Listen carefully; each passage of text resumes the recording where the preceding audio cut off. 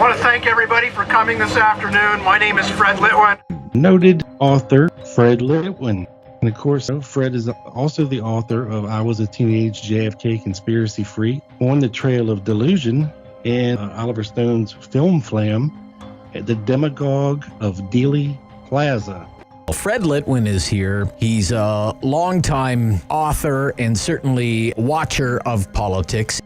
Joining us, Fred Litwin. Great to have you here. Thank you very much.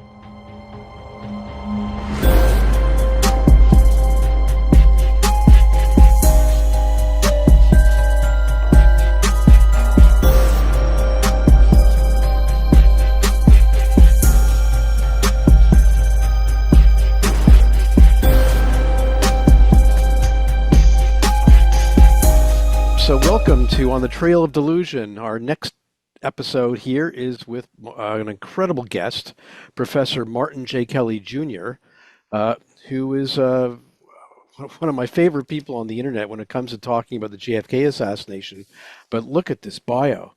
Martin has a Bachelor of Science from Columbia from 1965. I take it you weren't there protesting Israel back in 1965. Nope. He's got a PhD in experimental psychology from Tufts in 1970. He was professor emeritus at Hobart and William Smith Colleges, 30 years of teaching psychology and the history of science. He was born in New York City in 1938, moved back in 2002, and is an expert on the medical evidence and all the aspects of conspiracy thinking in the JFK assassination and in general. So welcome to our podcast, Professor Kelly. So let's start off and just tell me a bit, how did you get interested in the JFK assassination? Well, in the late 1980s, my family had broken up, so I was on my own, living on my own for a while, and I started to reread some of the conspiracy literature just to, make myself feel like I was alive. And I had read only Mark Lane's book in 1966, Rush to Judgment. And I was a lefty, and I assumed that it was a conspiracy of some sort because that's what all the public discussion was, and everybody I knew thought there was a conspiracy, etc. So I started reading all these conspiracy books, about 1987, 88. I don't know how many of them I read, 20, 30. I mean, it was unbelievable. I mean, I read about the mafia, I read about the CIA, the Office of Naval Intelligence, etc. All through this reading, I was convinced that there was something wrong here because nothing in these books said that there was anything right about the official point of view. But I couldn't put my finger on what it was that was wrong because everybody had so many different theories. So finally, what I did was I said, why don't I look at one of these non-conspiracy books? So I took a look at Latimer's book, Kennedy and Lincoln, which received nothing but negative commentary in the conspiracy literature. And I read that book, and it led me to the Warren Commission and the actual research. And when I got to it, I realized that this conspiracy stuff was completely wrong. It wasn't based on the evidence, and it was mostly hysterical rather than analytic. And so around 92, just when the Oliver Stone thing was coming out, I started to give individual lectures and so forth on the case and anti-conspiracy. Before that, I'd given some informal lectures on the conspiracy. Now, when I think about it, I want to crawl into a hole, but, whatever. And so then I taught a course for 5 years at Hobart and William Smith on the JFK assassination by disciplinary course in psychology and history, not telling the students what my view was until about the 7th week, at which point they were shocked because I had them all read these conspiracy books. And I mean, there were people saying, "We got to get these guys, Professor. They killed him." I said, yeah. And then I had them read Posner. And they looked up, and the first time I did this, I had a wonderful student. Her name was Lindsay Sparrow. I still remember her. And she asked me when I first revealed this. In the first course I taught, I had a picture up on the screen, a slide of Oswald in that party with Ferry from 1949 that you see, okay? Right. And, it was there it was. And I said, this is a picture of Oswald with Ferry in 1949. The only problem with this picture is that at this point, Oswald was 10 years old. And so Sarah who was a great student. She said, "What are you saying?" I said, "Well, I'm saying that this whole thing is a fraud." And everybody was dead silent, 30 students. And I explained to them what it was. And then Lindsay Sparrow said, "Professor, how did you get hooked in by this?" I said, we're all susceptible to this nonsense. We were reading Christopher Lasch as well. So I talked about how dramatic explanations tend to hold the floor, while sober analytic explanations don't hold anything because they're boring and have no sharp edges, And that was it. So after that, I kept going to the conspiracy conventions and so forth. And, I stopped going after 2003 because, as I tell my daughters, I lost my beanie with the propeller on it, Very good. Well, the Latimer book, what really, what fascinated me about Latimer is that, for better or worse, he did all these experiments. He was really keen on doing experiments to sort of finding out sort of the truth and what was going on. And I contrast that with Dr. Cyril Wecht, who certainly had access to a lot of resources, and he never did any testing. He could have tested the single bullet theory. He could have done all sorts of things, and he didn't do any of that. Yeah, he's a puzzle to me because I knew Latimer. I met him in Chicago in '93 and corresponded with him for about 4 or 5 years. And I knew Michael Bodden and Lowell Levine, who were on the forensics panel for HSCAA, because they came through our college one time. So they knew Wecht very well. Latimer hated him, thought he was a fraud. And Bodden and Levine were friends of his, and they said he's a very competent forensic guy, except on this case. Right. And they were very clear about it. They were very clear about that. And Lowell, he didn't want to speak badly of him. He said, he's just he's too personally involved. So, I read Wecht's book, the first book that came out. I don't know if you remember this, Fred. It's really telling, since my background is also in psychology. He reports how when he first got into the archives to look at the Kennedy material, he was tempted to put on his jacket. Right. And he said, "Okay, there you go. Freud is now turning over in his grave." He didn't do any particular research on it. He tended to mock everything.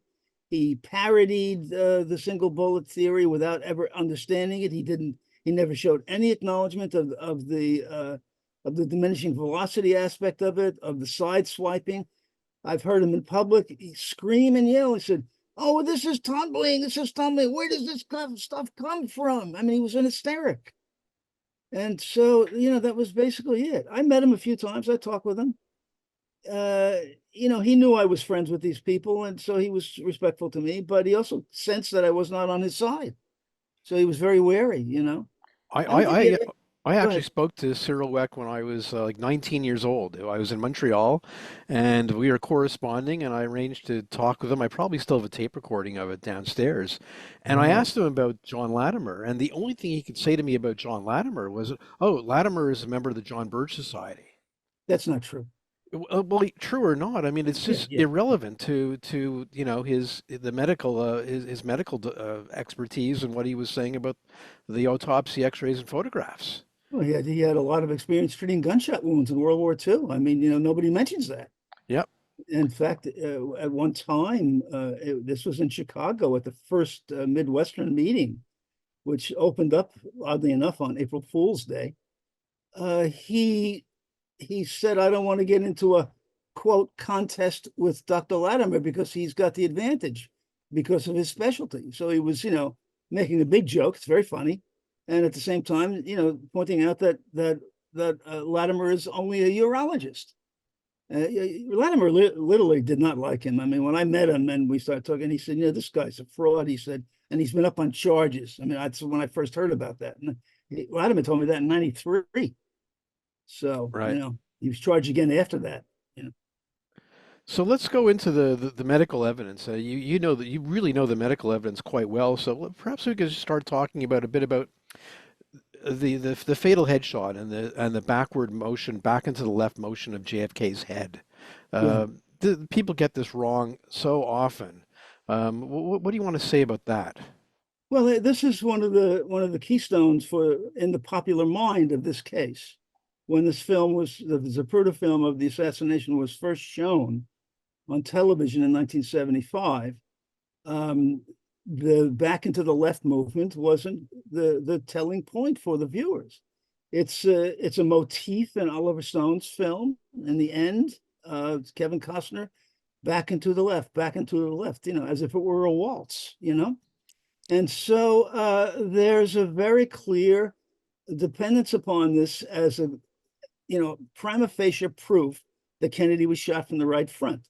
The problem with this is that there's no damage to the left side of the brain, even though Kennedy's right side of his head was facing the knoll and really facing the knoll. A shot from the knoll would have been perpendicular to the right side of his head and would have to go through his left hemisphere in his brain. There's no disturbance of that at all. All the damage is on the right hemisphere. Second of all, a small bullet from that distance will not throw a body back that way. Kennedy's, and you look at the Zapruder film, Kennedy's head goes back a little bit for about one frame, and then his body seems to catapult back as if jerked like a marionette. A small bullet through the head cannot transfer enough momentum to do that. And I was always puzzled by that until I realized that the explosion out the right front side of the head probably was a strong force in the movement back. And it turns out that it is. It's what's called the jet effect. Okay, it's not responsible for the whole movement, but it's responsible for the initial movements. So that's it. Yeah. And how much was a sort of a neuromuscular spasm played? Did that play a role in yeah, this? that's what accounts for the movement of the body jerking back. The bullet goes in from the rear. It fragments and creates what's called a cavitation force, which is it empties some space behind the brain, compresses the brain from the rear, and in that space there's a tremendous force called cavitation force. And then as that force works its way out, the bullet goes through the brain, opens a hole in the right front of the skull, and the force then sluices out tremendously fast that way. Unfortunately, that force only lasts for about one frame, about 60 milliseconds. But the right side of the brain contains the motor neurons for the left side of the body. And the muscles in the left side of Kennedy's back are connected to those neurons, which get destroyed. When you destroy a neuron, you cause the nerve fiber to depolarize. That means there's an electrical signal that goes to the muscle. And so Kennedy just gets, boom, jerked back like that from that. It can't not have happened because we see his brain destroyed. We see his body, flash back like that.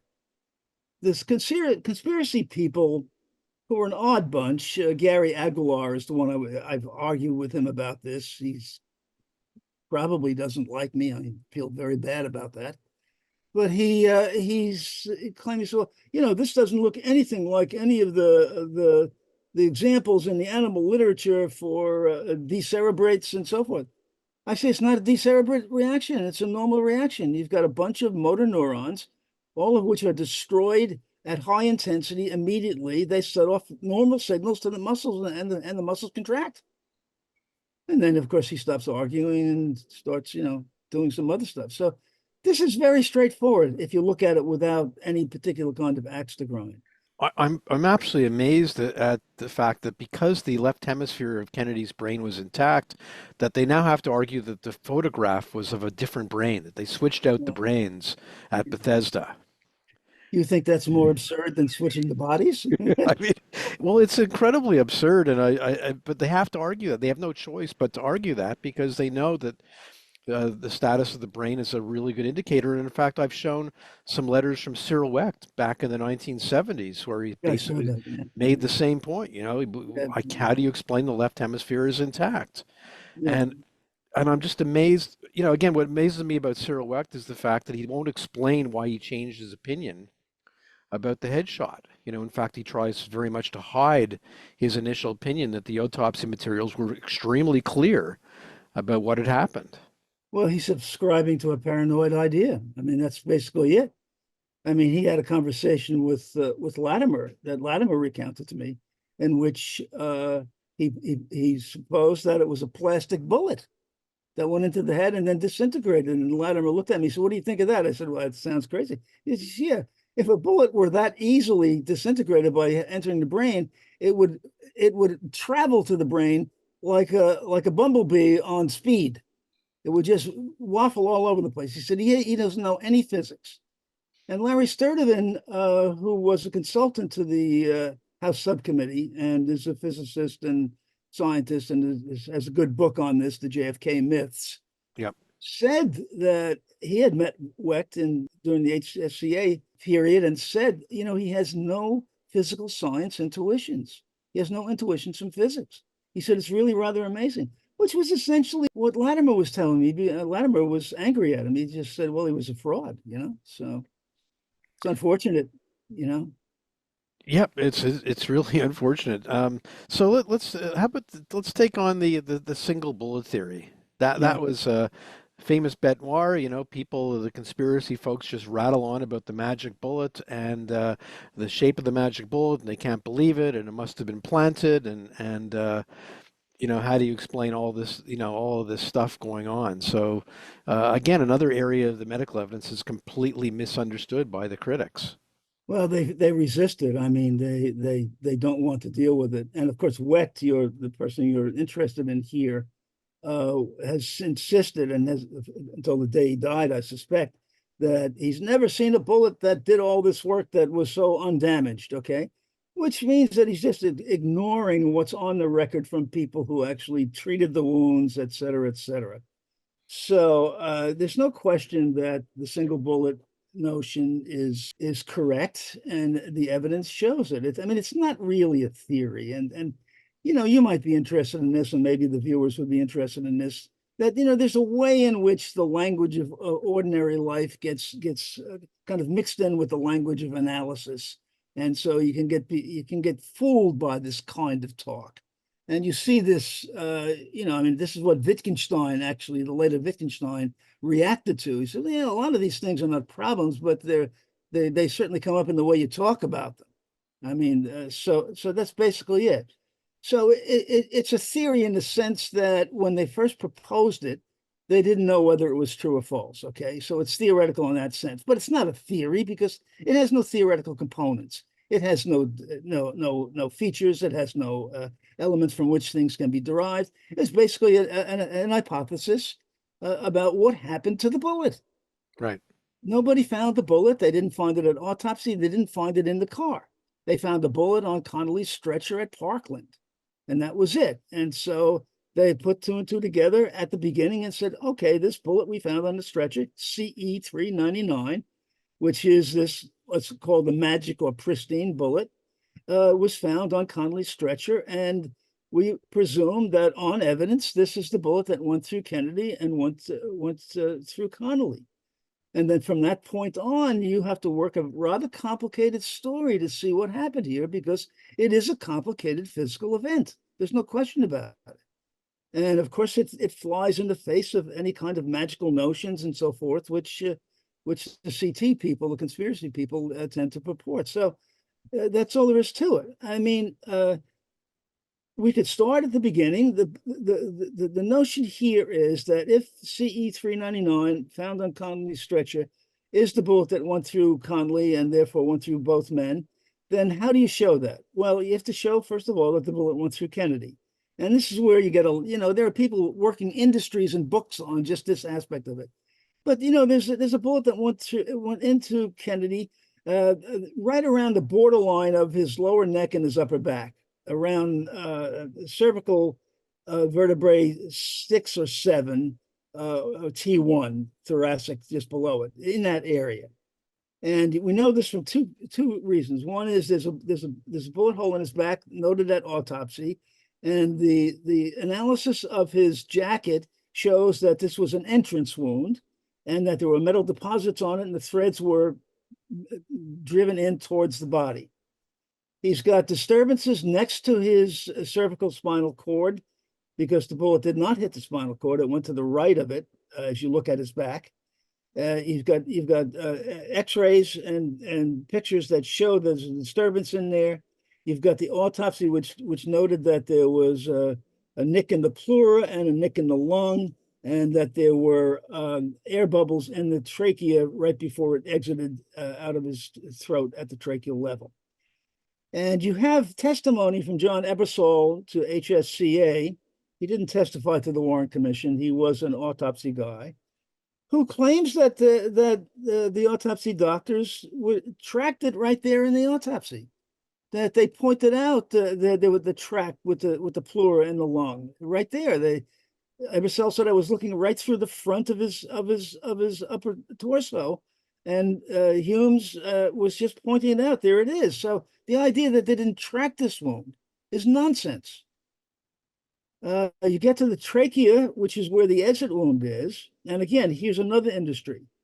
The doctors at Parkland Hospital who treated Kennedy or tried to save his life noted a very small wound there. It didn't look like an exit wound. It was just about the circumference of the bullet.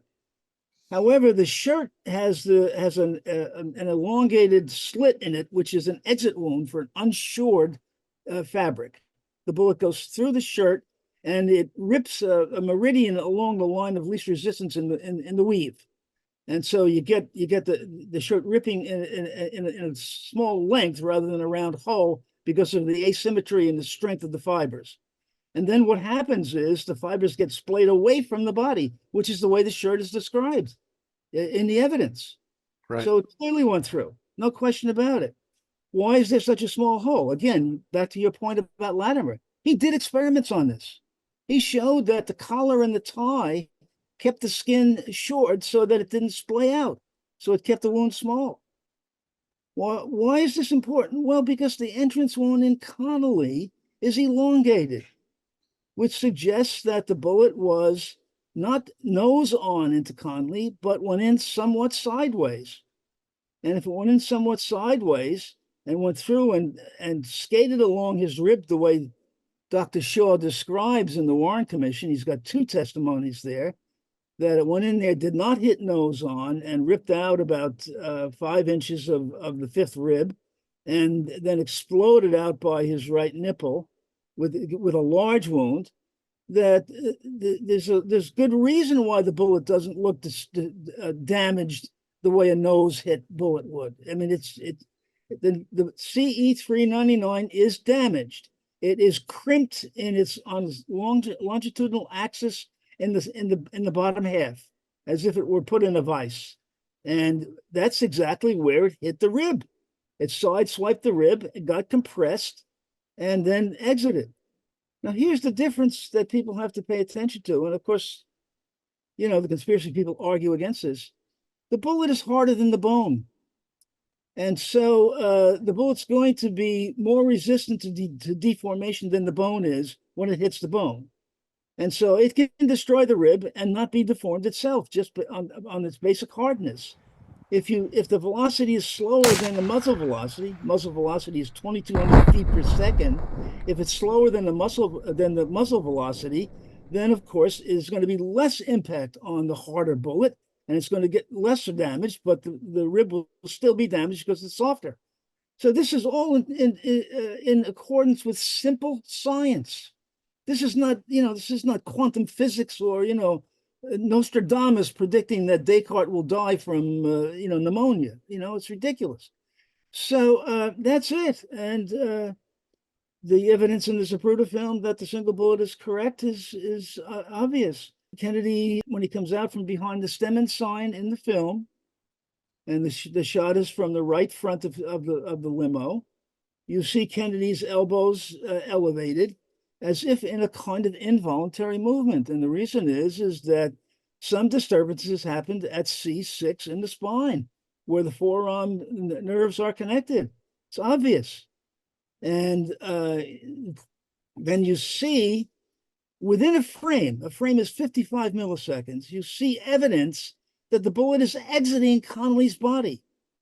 In frame 223, the jacket opens slightly, and 224, the lapel bulges out and covers the white shirt and interrupts its image in the camera. So this is maybe 40% of a second after Kennedy's arms go up. So they hit by the same bullet. There's no question about it. Wecht again. I don't see how Connolly held on to his hat after he was hit in the wrist like this. The bullet goes through, comes out, goes into his wrist. According to Dr. Gregory at Parkland, it went in backwards. And they know that because it carried fibers in from his coat into the wound, and that's an evidence. Bounced off his wrist and embedded itself about a half an inch into his thigh backwards, and then fell out onto the stretcher. Seems obvious. And what happened is that the damage to Connolly's, I mean, I was surprised at Wecht for this, because this evidence had been available since January of 1964. It's in the Texas Monthly Medical Journal that most people know about, all the medical reports. Connolly's thumb, the nerve that contracts the thumb, was not damaged by the bullet. The nerve that flexes the thumb, the right thumb, did receive some damage. So there's no reason why he would drop his hat. And of course, his wife testified in 1996 that he held onto the hat all the way to the hospital, even after everybody agrees he was shot. So the hat's not definitive for anything. But Wecht kept on saying that, kept yelling it. So this is a very clear case. I mean, it's, to be honest with you, it's kind of open and shut. And it's a wonderful, wonderful example of what's happened to the kind of pop culture epistemology, not only in America, in the Western world. I mean, really. So I mean, that's basically it. Yeah, I mean, I was amazed when I first got the a CD-ROM in the early '90s, a CD-ROM of the House Select Committee on Assassinations, their volumes of evidence, and all of a sudden I saw a real trajectory diagram, and everything worked. It was like, I had never seen a diagram like that. The conspiracy books have this diagram of connecting the dots, and showing it, showing it how it makes a right turn, makes a left turn. Yeah, that's right. So it was just ridiculous. That was in the film as well. That was Kevin Costner. Makes a right turn, makes a left turn. Yeah, well, because I mean, there was an iTech study of the plaza that was available for the HSCA, so they did some work on it, and the men are lined up. I mean, Connolly is turned a bit to his right, so that when the bullet goes through Kennedy, his right armpit is exposed. So the bullet goes in right behind his right armpit. I mean, you can see it in the film.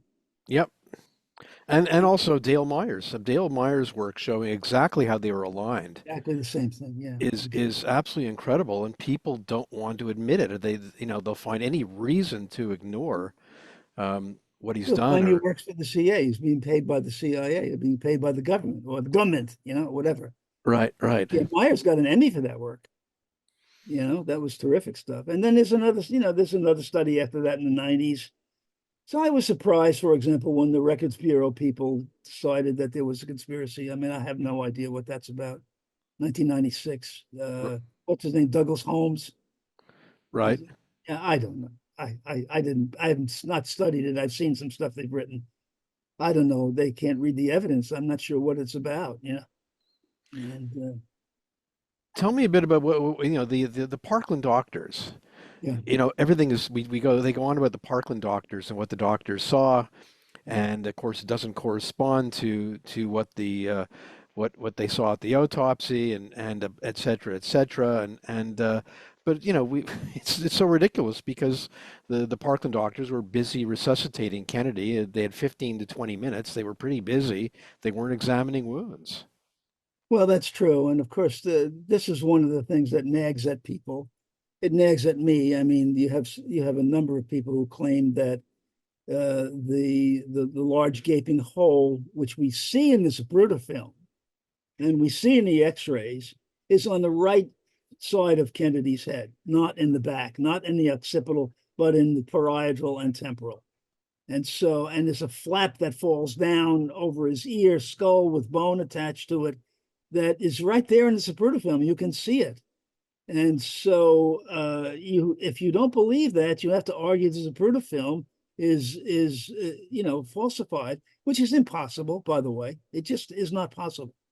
And so all of the statements that these doctors are making clearly are slightly in error, but everyone didn't make them as starkly to the occipital as the conspiracist people claim. If you look at that famous what shall I say, pastiche of all the people showing where the wound is, the doctors and et cetera, et cetera. Some of them have the hand back in the back part of the skull where right near where it was. So the observations varied. And the people who worked in Parkland got to look at the autopsy material, and they agreed that, in fact, what they saw in the autopsy material had to be correct. That was all there was to it. So, there's not much there, but, you get these claims 22 people saw it on the right side. That's not true. I mean, you get people who still show up. I was there. I mean, this is a case that attracts, dingbats like flies. It's incredible. And I think, Malcolm Perry was always, I think, pretty consistent. He said, look, at first glance, it looked like an entrance wound, but I spent only seconds looking at it. I immediately didn't even clear off the blood. I had to make the tracheostomy incision. And that was my first impression. And I could have been wrong. This is exactly the encapsulation of what happened there. Exactly. It's precisely the case. And that's obviously what they thought when they saw the autopsy materials. Yeah. So he was always pretty clear, and I don't know why there's such an issue. And people are trying to, we need to get his initial, what he said on the day of the assassination. We have to get the transcript, and what was he saying? And he was blackmailed. They threatened Malcolm Perry he would lose his license if he didn't change his opinion. It's really strange because, you have to be aware that there is a touch of paranoia necessary to hold the conspiracy in this case. From the beginning. I mean, when I was a conspiracy person, I was a bit paranoid. When you were a conspiracy person, you were a bit paranoid. There's no question about that. Paranoid ideas are inversely related to knowledge. Right. The more knowledge you get, the smaller becomes the paranoid corpus. That's it. Okay. It's an inverse relationship mathematically. And so that's what you have. I mean, it's just, you have to claim that everything is rigged and jimmied up, and, rigged sounds familiar these days. I mean, you have to make these claims in order to make the conspiracy analysis of this case, palatable at all. It's just nonsense. I've always said if they, big challenges, take all the stuff that conspiracy people say and put it into a narrative. You've got all these planted bullets, extra riflemen, extra bullets flying around, all these wounds covered up, alteration of the film, alteration of the body, witnesses being threatened, killed, murdered. I put it into some sort of narrative. It doesn't work. You can't do it. It would look exactly like a painting by Dali after he imbibed on drugs for a week. Very, very, very true. Very true. But how much you talk about paranoia, but also what about politics? I mean, there seems to be sort of this, I don't know, like a JFK cult. Like, okay, JFK was going to lead us into a new era of peace and tranquility, peace with the Russians, withdrawal from Vietnam, rapprochement with Cuba, and so therefore he had to be killed. Yes, well, I believe that too, because I was a Kennedy fan. I voted for him. It was the first time I voted. And, he was a big hope for us. I mean, he was larger than life on the TV. I mean, he was like the father that Freud was imagining when he talked about the father being the head of a country. And so, and he did institute some, what shall I say, liberal kinds of things, certainly slightly left-wing things like the Peace Corps and Vista and so forth. But Kennedy was a cold warrior. He was a devout anti-communist. And so to claim that he was going to give up Vietnam because it rubbed against his ideology is to speak nonsense. And there are very good books about this. There's a book by Bruce Miroff. He used to teach at State University of Albany. It's called Pragmatic Illusions. And he goes through this. He goes through what Kennedy was like. Left-wing historians criticize Kennedy. I mean, you should read what Chomsky wrote about. My God, he's the devil, I mean, that's it. I mean, he was a good president. There's no question about that. But even with civil rights, if you go into it, I spent a lot of time studying Kennedy and his brother. He had to be cajoled into moving on civil rights. He was a dyed-in-the-wool, typical gradualist, which might be considered to be a conservative position, or at least a classical liberal position, and didn't want to do anything in a hurry. And Robert, said, listen, we can't let them, arrest people in Mississippi like this. I mean, that's what got him moving. So that's it. And he was, what do they think the Cuban Missile Crisis shows? That he's in favor of communism? Come on. So Well, you have the peace speech of June 1963. Yes. So Well, I read the piece. My reading of the peace speech is that Kennedy basically was saying to the Russians, "Look, I'm not going to impose my view of peace on the world, but communism is pretty bad, and you guys are capable of a lot of evil, and we're not going to stand for it. Stay in your own backyard, basically." Yeah. Listen, when did anybody decide you have to be a left-winger to want a peaceful world? Where does this come from? That's nonsense. Well, the other thing that I think a lot of conspiracy people miss is the fact it takes two to tango. Yeah. The Russians were pretty bad and communism was pretty evil, Oh, the Russians, just because whatever Kennedy may have thought, I mean, they were on their own path to doing some pretty horrible things. They were expansionist. That's what they did. I mean, that's why we had the Eastern European and the Iron Curtain. Yeah, I'm just so this whole JFK cult, and you see that in Diogenio and other people and Oliver Stone. It's just a complete misreading of history. Well, it's very odd. I mean, as you know, I've argued with a good number of these people, and I suppose they hate me, which makes me feel really good.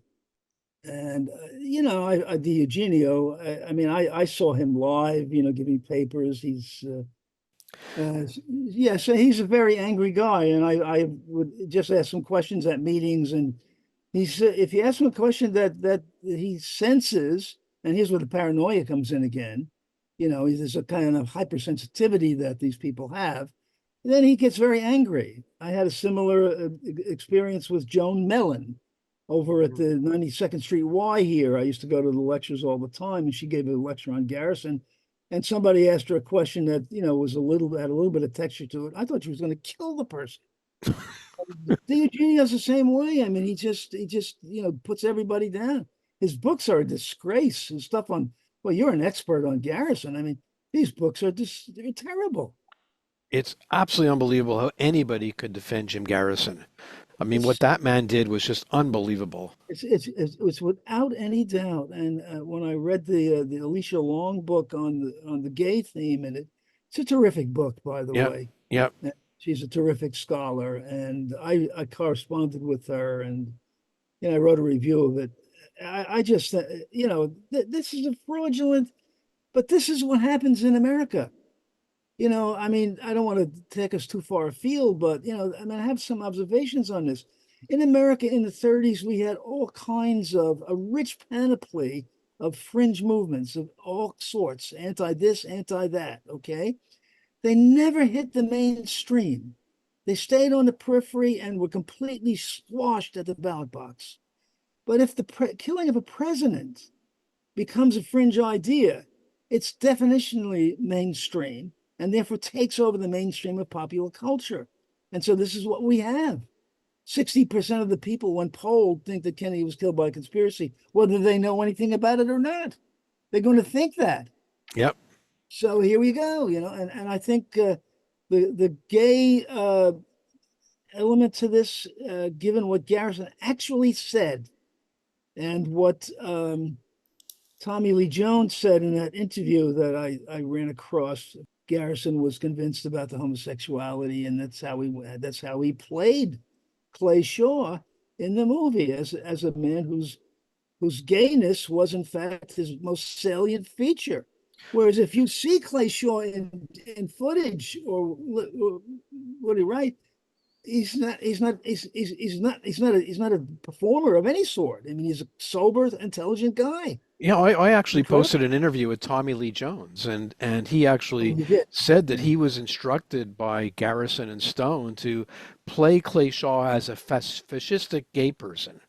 Yes. Remember, Yeah. he was a fascist, And he was and cruel. He had that cruelty to him. Yeah. Yeah. and it just completely untrue and complete. I mean, one of the books I do want to write in the future is I have a copy of Clay Shaw's journal, and Yes. I want to write a book, Clay Shaw Speaks. I mean, here was a very uh, highly intelligent man who was very sensitive, a terrific writer.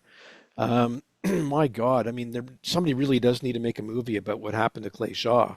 Sure. I mean, listen, if you read American Grotesque, I mean, it's hard not to cry after you read that book. Yep. Uh, That's a very good book. Going back to the United States, and the other thing the notion that really gets me upset is you have a lot of authors, uh, starting with Fletcher Prouty, but continuing Yes. on with Oliver Stone and Diogenio, who say, well, America can't move forward until we solve the JFK assassination. We are stuck with a militaristic program, a militaristic government, endless wars, because we never solved the JFK assassination. Well, that's just, I mean, the British would call this poppycock because that's what it is. I mean, can you believe this? I mean, What is it? A numbifying agent here? What are we talking about? it's quite a message for young people that you're helpless, you can't do anything because we are stuck, and the only thing you need to do is work on the JFK assassination. Well, the conspiracy notion in general locks people into place because we have right-wing shout radio here in New York. It dominates the AM airwaves. It's unbelievable. And Roger Stone, who is a friend of all these characters and who has written a book, as you know, in which he claims that Lyndon Johnson was behind the murder, you know, and they do this stuff all the time. I know you appeared on one of these shows by Frank Morano, Yep. and he invited me to be on that show, but I didn't get the email in time against Lamar Waldron, who I thought was terrible. It was just foolish. Oh my God, he just makes things up. I mean, he's telling Just you, says whatever he wants. Yeah. he's just, oh, Jack Ruby's club was owned by the mob and this and that. I mean, It's and unbelievable. the plot in Tampa, which was complete nonsense. Yes, I mean it's just incredible. And then he's at the beginning of it, he starts to laugh when you say something. Yep. And you remember that? Well, I knew then. I said, of course he's got to laugh. He has nothing to say. He's got to It's laugh. Yeah. it was it was just incredible. And I'll have to tell you, I mean, I'll ask you, I mean, I've for my podcast series, I mean, there's lots of really interesting, good people to talk to, like yourself, but who on the conspiracy side could I speak to that makes any sense? Is there anybody I could talk to? I think none of them. And I argue with some people. Nick Nally, who is a non-conspiracist and is a colleague of ours, and is a highly educated fellow in physics and has done some tremendous work on the headshot and so forth. He thinks that Tink Thompson is a reasonable person. I do not. Right. He is the most sober of all of these conspiracy people. His book is the most sober, et cetera, et cetera. But he is not. He's as blind to the simple evidence as anybody else, and you can't talk to him. I did talk to him. He liked to drink, and there was a time when I couldn't say no to a martini. I liked the martini as well, so I was in Chicago drinking with him a bit, and we were talking about the case. He doesn't care. I said, "What did you think of Latimer's presentation?" He said, "Well, he's old." I said, "Yeah, what did you think of Latimer's presentation?" He hasn't anything to say about the content of it. So, and there's Latimer showing, the jet effect and all kinds of stuff in this film. So I at that point just knew that, who could you call? There's nothing reasonable about this position. It's not based on evidence. You have to suspend your IQ points in order to buy into any conspiracy theory.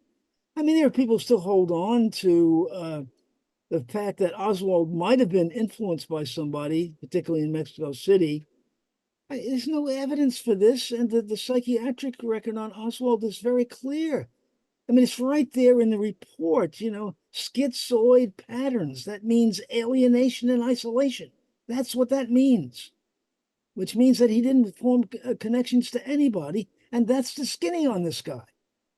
You know, I mean, he's died at 24. I mean, he was nothing but a misfit for 24 years.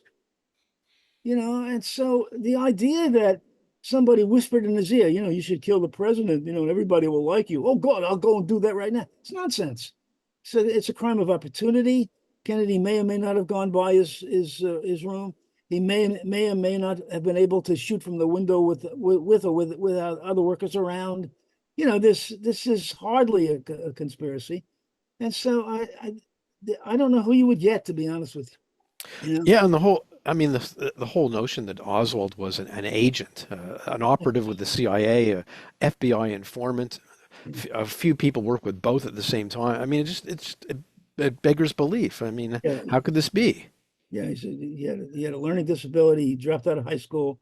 He had a psychiatric record. He was charged in the Marines. He was really a loner, and you know, it's you know he went to Russia because he glommed onto Marxism and communism as a way of gaining personal authenticity to himself. Hold it, he was not a false defector? No, I'm sorry. All you have to do is listen to his mother, okay? And the book by Gene Stafford, by the way, on her is terrific. That was originally a two-part article in Esquire. Right. You know, she was one of our great writers, by the way. Most people don't know her, but she was a wonderful writer. And you know, his mother was a wingnut, for God's sake, you know. And so, what else can you get? You know, he beat his wife. I mean, that's very clear. So I don't know who you would talk to. I mean, you know, this fight goes on, and the opposition has no grounds at all. Yet it persists and still gets an airing because this is a metric of what's happened to the culture. That's what's happened to the case. The culture is worse now.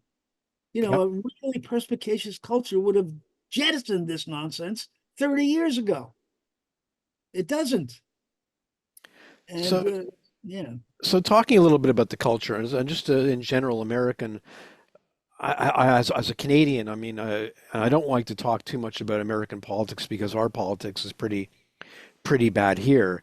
We have sort of a left-wing version of Donald Trump in power with Justin Trudeau. Yes. For as bad as Donald Trump is on Russia, Justin Trudeau is actually worse on China. You wouldn't believe what's going on here with foreign interference and his inability to come to grips with it. But I'm not surprised. Yeah. But American politics, I mean, there is this sort of whole woke nonsense going on. Yes. And the whole ridiculous takeover of institutions by I don't call them pro-Palestinians, but pro-Hamas students. Yeah. Well, that's a complicated business. I mean, I'm 86 now, so I'm forgetting the last name of that wonderful Canadian at Toronto who's against wokeness. And Jordan Peterson. Jordan Peterson is one of our great public intellectuals, along with Douglas Murray. You know, two of the great public intellectuals in the Western world. And I met Jordan Peterson. He was here at City College about 4 years ago. And, and it seems to me that Canada has the same kinds of problems that America has. In fact, in some ways it's worse because Peterson was reacting to legislative moves to tell people what they could say. We haven't gotten that bad yet, although, I suppose we could get there if you wanted. No, I mean, listen, it all springs out of the 60s because after Israel won the Six-Day War and America was in Vietnam against a swell of people who were opposed to the war, and I was among them, and still think the war was not a good idea. And the left-wing people in America turned anti-government at that point. And so they dragged Israel along with it. Since we were helping Israel and Israel was depending upon us and we were in favor of Israel, they started to jump all over them. First time I ever heard about the plight of the Palestinians was at a cocktail party with a bunch of left-wingers like myself in 1968. Okay, so what about the Palestinians? And I'm looking around, so what Palestinians? What are we talking about? You know? And so, and then we have then that once the war was over, the left wing in America invaded academia. A lot of them are academics, and they became part of the curricular discussion. I mean, I was in that environment. I taught from 69 to 99. You know, You know, I got yeah, up one day and looked at the faculty handbook, and I discovered a sentence in there that said, faculty are encouraged not to disagree with other people's ideas. We must respect them. And I'm looking around and said, who put this in here? Who put this in here? right. Well, you know what So, happened in Canada was that a lot of war resistors in the United States moved to Canada. yes, We took in a lot of people, and a lot of them went into academia, and they yes. were the ones that really introduced into Canada this whole notion of being anti-American, hating the Americans, hating American foreign It's the same policy, phenomenon. It's the same phenomenon, Fred. Yeah, and yeah. and it sort of poisoned Canadian minds throughout the country. It's really horrible what had Well, happened. it's leached into everywhere. I mean, in America, it's leached into HR departments and companies and so forth.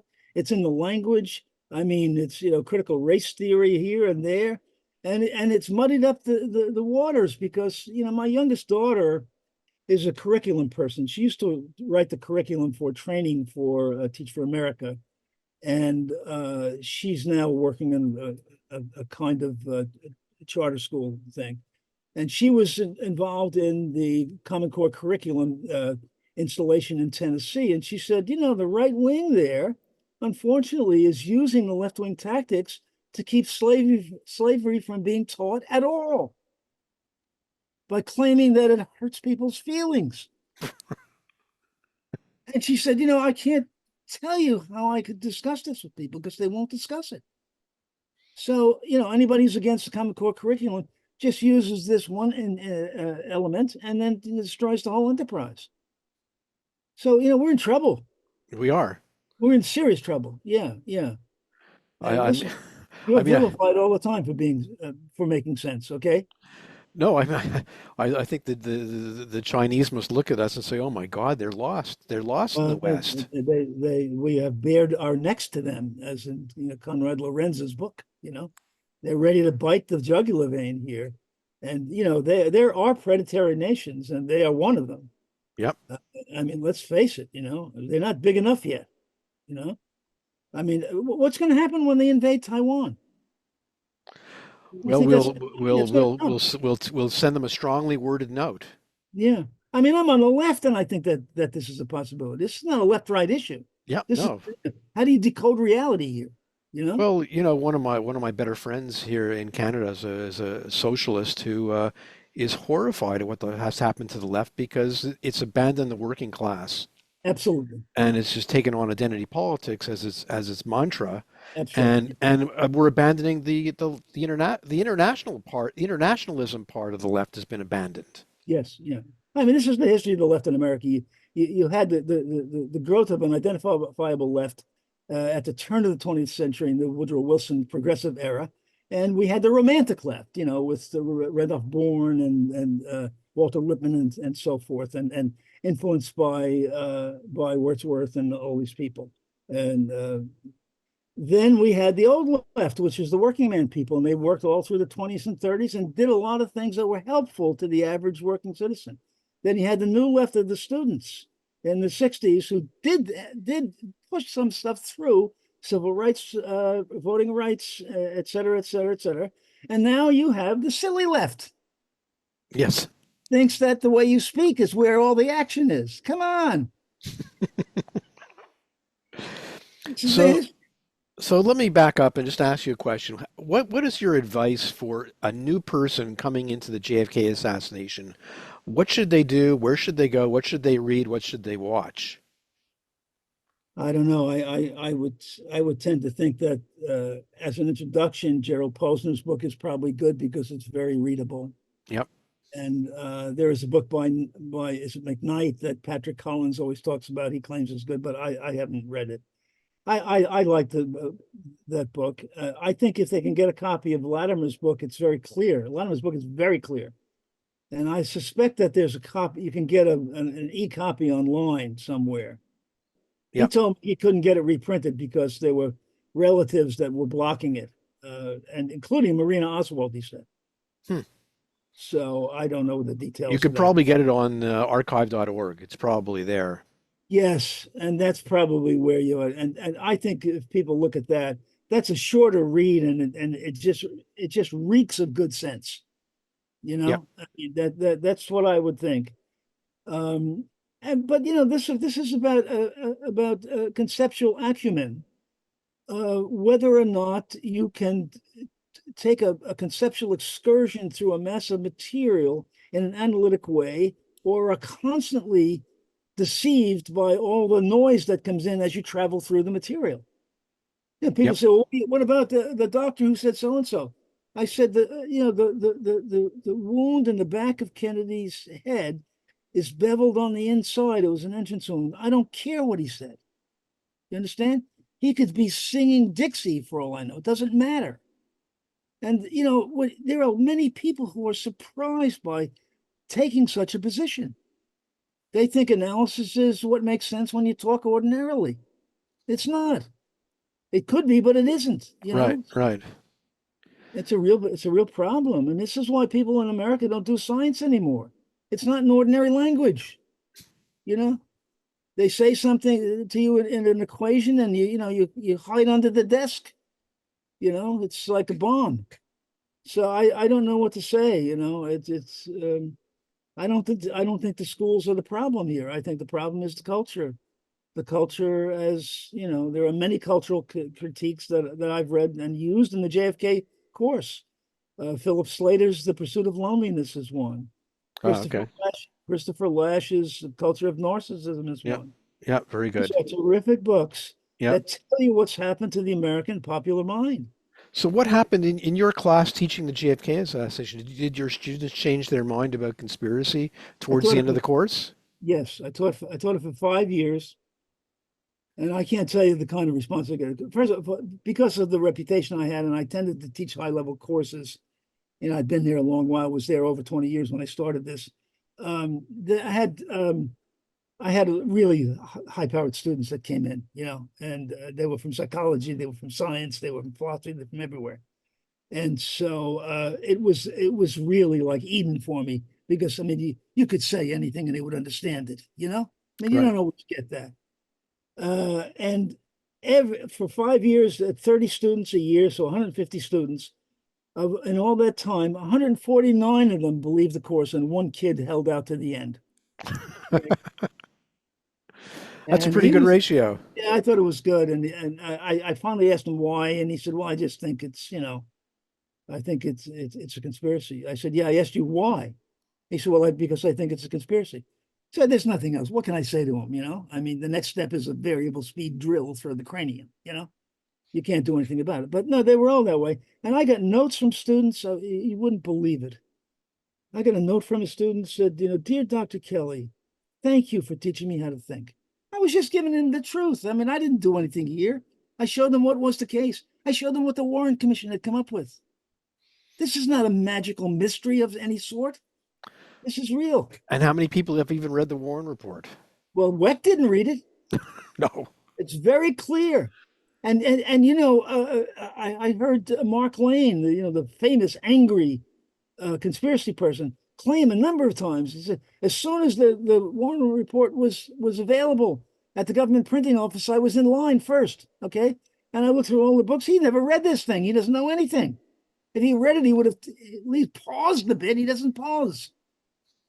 So I mean, this is just fraudulent, you know. No, my favorite Mark Lane story. It's on my blog, but there was a document in the 26 volumes, a State Department memo describing Lee Harvey Oswald, and there was one line that was redacted, and it sort of goes Lee Harvey Oswald and then there's a redacted sentence, Yeah. and Lane would say, well, what's redacted? Is it Lee Harvey Oswald, and star of stage, screen, and television, or what's redacted? Yeah. And at one point, Paul Hoke figured out exactly what was redacted. The sentence was about Robert Webster, another Marine who had Yeah. defected, Yes. and he actually told Mark Lane, "Here's what's in that redacted sentence." But Yeah. Mark Lane went on with his shtick, saying, what are they hiding in that redaction? It didn't change his opinion. No, well, he was a huckster. I mean, he was a huckster. Listen, when you read Jean Stafford's book on Oswald's game, and she takes up Gene Davison. Jean Davison, I'm sorry, Yes, yeah, yes. she takes up Lane and is obviously, while writing it, rather angry about how he truncated Jack Ruby's testimony to make it look like he was saying there was a conspiracy when what he was talking about was a paranoid delusion about being persecuted as a Jew. That's right, exactly. And so when I looked at that, I said, we've been had here, man. I mean, no shame, no shame. Yeah, we've really been having Jack Ruby. I mean, my God. And people still go on, oh, he wanted to go to Washington. He wanted to tell the truth. I said, just read his testimony. You'll see exactly. He wanted to tell Johnson there was going to be a second Holocaust. Yeah, I mean, it's unbelievable. I mean, he was whacked out, this guy. I mean, and he had a history of this kind of provoked spontaneous violence. Threw a guy downstairs one time, Yeah, there's an interview with Breck Wall. Breck Wall he actually was a producer of a play, and he was, for a while he was in Jack Ruby's club doing this play. He moved across the street. It was called Bottoms Up at the Adolphus Hotel, and so he had a meeting with Jack Ruby to say, I'm moving my play out of your club, and he was with his partner, and Ruby instantly punched his partner right in the mouth. Oh, jeez. At the table. Yeah. And he was shocked. Oh my God! From being nice, this guy immediately turned violent. Yeah, this was a story about him. Yeah.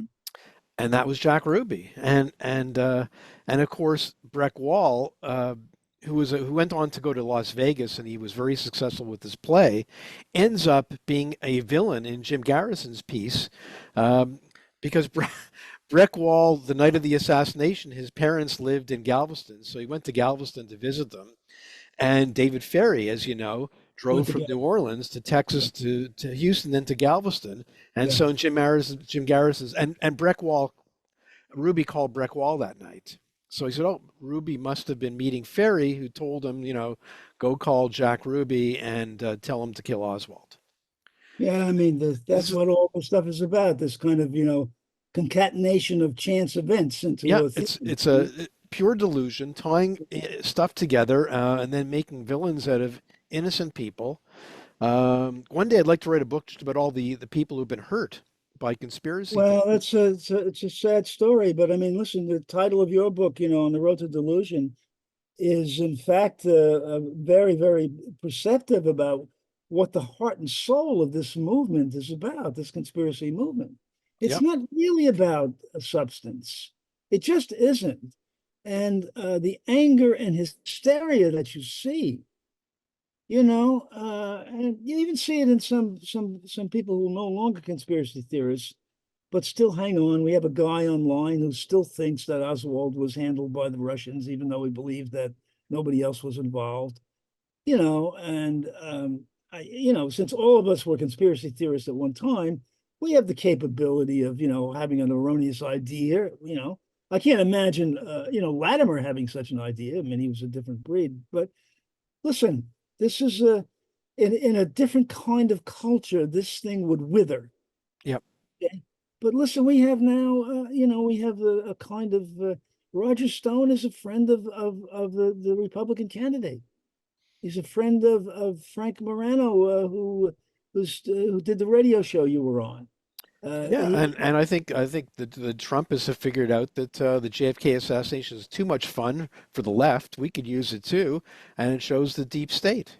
Absolutely, and this thing is rigged. It's a fraud. I mean, this is the line. This is what I mean by things. It's not Dudley and his silver shirts anymore from 1933. It's it's Colonel Mustard in 2024 in the mainstream. It's basically right there, just saying the same thing. It's sad. I mean, I have a 25-year-old grandson, Gavin Kuhn, who's a journalist researcher with FAIR Substack, which is a a kind of anti-woke online magazine, and he's been doing this for some time. I love Fair. The Fair people are great. Yeah, he's in there. Yeah. He's been working with them from the beginning, and he's got a degree in English from Kenyon. He's a very bright fellow, and he's, we talk a lot. He's, just doesn't know what to do. He said, "What would you do about voting?" I said, "I don't know. I can imagine, leaving a bomb in the voting booth. I mean, what would I do?" He said, "Who are you going to vote for?" I said, "Well, I know I won't vote for Trump because I just find that bad, but." He said, "You don't like Biden?" I said, "Like is not the right word. I don't find it. I don't find him doing anything that's worthwhile to me." And I hear left-wing people, people who are further to the left than I am, claim that he's done a lot, and I'm looking around for it. And I said, "Listen, this is like anything else," as Woody Allen would say. If you discuss what he's done, you find out that it's okay, but it has other sides, and you don't hear anybody discussing the other sides. So you get back to Woody Allen. It's like anything else. And you get back to Wittgenstein. Let's just have a conversation about what's being said here. Right. And that's what it is, And so I don't know. He said, "So you won't vote for Trump?" I said, "No." I said, "I'm going to vote." And he said, "But I said, I don't know." Well, that leads Robert F. Kennedy Jr. Oh, please. He was on the same radio show you were on with Frank Morano. He's been on there 2 times. It just I find it astounding that people like Robert Kennedy Jr. would like Sirhan to be released. I'm sure he would throw him a party if he was released. Unbelievable. It's unbelievable. I mean, Sirhan totally admitted it. We know why he did it, because of Israel. He was the first sort of Palestinian terrorist. Yes. What else is there to say? Well, what's interesting here, Fred, is that here's a guy who's standing in the kitchen, about 3 feet away from Robert Kennedy, with the gun in his hand, pulling the trigger, and he's restrained with the gun in his hand, still firing. And Robert Kennedy Jr. claims he didn't shoot Robert Kennedy. What are we doing here? Yeah.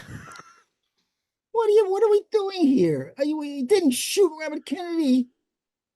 What are you doing? Well, he was shot right behind the right ear. He turned his head. I know he turned. It's just, oh my God, it's so simple. What's the problem here? It's so simple. And now, but he's firing blanks. He was Oh, hypnotized. I mean, that's not true. He had children. Yeah, no, I'm sorry. It's worthy of a joke, right? It's worthy of a joke. I mean, Okay. listen, of course, it's just crazy. It's just it crazy. is. So But it's no different than the JFK. The JFK is the same way. yeah.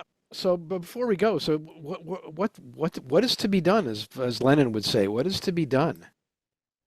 I don't know. I mean, I go to a lot of lectures here in New York City. I'm going to fewer now because of my age, but there are a lot of people who have minds like we're discussing here, that have taken a closer look at things and are more sane and anti-woke and so forth. And they're not particularly political. They're neither left nor right, and in that sense. And you and I are neither left nor right totally. Let's face it. Yep. And they give wonderful lectures on things, and they do research, et cetera, et cetera. Nobody listens to them. And so the notion of public discourse Yeah. that's important for democracy is gone because it's been flooded by the cartoon reality of the media. Do you watch these? Can you watch these cable shows in New York, MSNBC, CNN, and Fox News? No, I don't. I can't. I don't know which one of them I would spit on first. I mean, it's not to do with partisanship. It's to do with the fact that these are just distorted enterprises. They bring in billions of dollars. Yep. And this is our lifeblood. I was up in the Manhattan College library about 8 years ago. I spent the summer there. It's right by my apartment. I was doing work on Father Coughlin. You remember Father Coughlin? Yep. Yeah, well, he was a Canadian also, and came to America. And he was a right-wing fascist, anti-Semite, et cetera, et cetera. But they had all of his newspapers bound. It's the only place I could find them anywhere. And they let me in. They said, yeah, and they put them with my sign. I went in there every day. And I started to talk with this woman who was behind the circulation desk. She'd been working there for years. And we're talking, and then something came up, and I said something. She said, "Listen to me." She said, don't ever say anything against Fox News while I'm around. I said, oh, okay, Well, this is what we have. Yep. This is what we have. Come to Canada. You have the Canadian Broadcasting Corporation gets over $1 billion a year from the government to promote anti-Israel crazy leftism. I'm not surprised, because when I read about Jordan Peterson's first case where he ran into the people, I mean, he was rising up against a government initiative there. Yep. So Legislation about the way people could speak. I couldn't believe it.